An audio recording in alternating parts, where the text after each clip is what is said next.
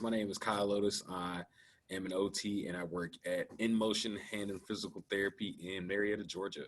Currently, I see hand and upper extremity and also some neurological injuries, broken fingers, carpal tunnel, tennis elbow, broken wrist. We see a little bit of everything. Big time as far as especially my evaluation process with screening patients for any past histories, past comorbidities. Really, as a therapist, I always check in with my patients, but now checking in a little extra on how people are doing. And also, I have primarily a little bit of an older population in my clinic at times. So I think there's also been kind of like an underlying checking in on the mental health of some of my patients and really asking how they're doing. I have so many of my patients now that have continued to come in and say, you're the only person I've seen since March, really, or I like come to see you once or twice a week is really like the highlight of my week. So I think I've been trying to give a little extra to tap into that side of treatment as well, and really just checking to make sure, because a lot of people are not able to have family come in, so asking about daily living things. Can you open your jars, or how are you getting your groceries, and things of that nature too have kind of been important too. We've have had one patient that, of course, elected not to come when they were not feeling well. It was a while ago now, but they were asymptomatic, like no issues at all, and ended up getting tested after their wife was not feeling well.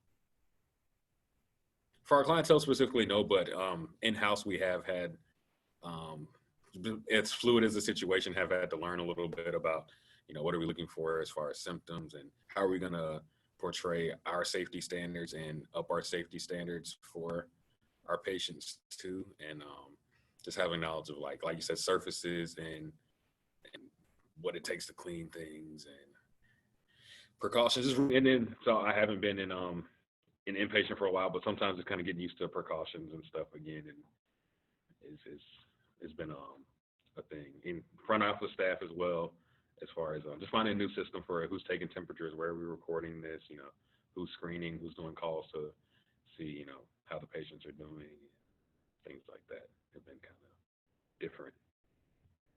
And then also coordinating with our referring physicians to see, what are some practices they're doing as well. So we kind of try to stay on one page, I think, has been kind of the key. I haven't had anything that's really been affected my treatment style necessarily.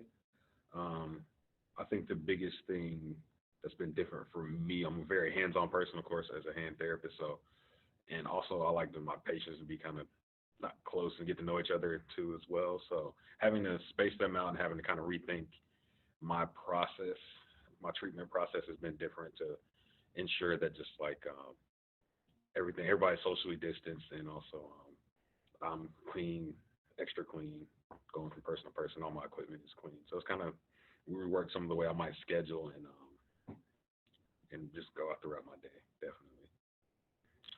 Definitely stay in with the Georgia Occupational Therapy Association. So I would do that for not even for information directly, but sometimes even just talking to other therapists and see how they're operating and how they're handling the situation will definitely give a lot of tips and tricks, and sometimes just a vent to say, hey, I mean, like, this is so tough now. I don't have a tech to clean off. I know me personally, one thing that's tough for me is just keeping everything so clean and extra clean, and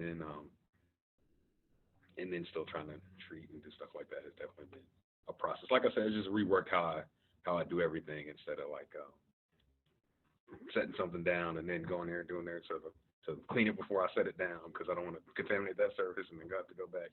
So sometimes just getting the process of everything has been difficult. But to hear another therapist say, why don't you just do this, in this order? And I'm just like, oh, makes sense. Words of wisdom. I think as a profession as a whole, OTs are adaptive. So I think times like this are really when we can shine, because we can take us and drop us in any setting, and we can figure a way to be productive and figure a way to help people holistically at whatever stage they're in. So just keep doing what we're trained to do, and keep being that shining light that everybody needs at this time.